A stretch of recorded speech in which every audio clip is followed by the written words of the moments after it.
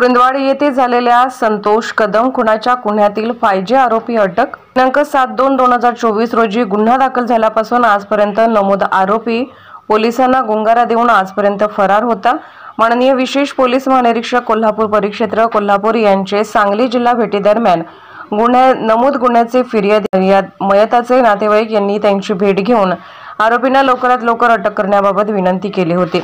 सदर गुन्हा संवेदनशील असल्याने त्याचे गांभीर्य ओळखून माननीय विशेष पोलीस महानिरीक्षक कोल्हापूर परिक्षेत्र कोल्हापूर श्री सुनील फुलारी सर यांनी कोल्हापूर व सांगलीमधील संबंधित पोलीस अधिकाऱ्यांची विशेष बैठक बोलावून सदर गुन्ह्यातील 5G आरोपीचा शोध घेऊन त्यांना अटक करण्याबाबत आदेशित करून त्याबाबत वेळोवेळी आढावा घेऊन मार्गदर्शन केले होते।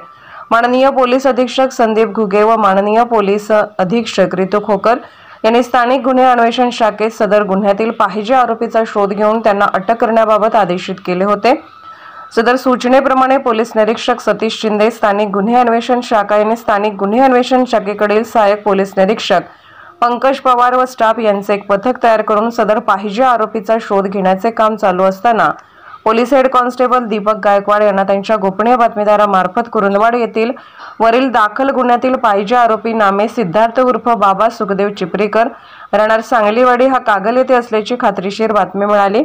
माननीय वरिष्ठांचा आदेश व निर्देशाप्रमाणे सदर गुन्ह्यातील 5G आरोपीचा शोध घेण्याकरिता कागल पोलीस ठाण्यास हजर होऊन तेथील मदत घेऊन मिळालेल्या बातमीप्रमाणे कागलमध्ये सापळा रचून आरोपीचा शोध घेतला असता तो नमूद पोलीस पथकास कागलमध्ये मिळून आला।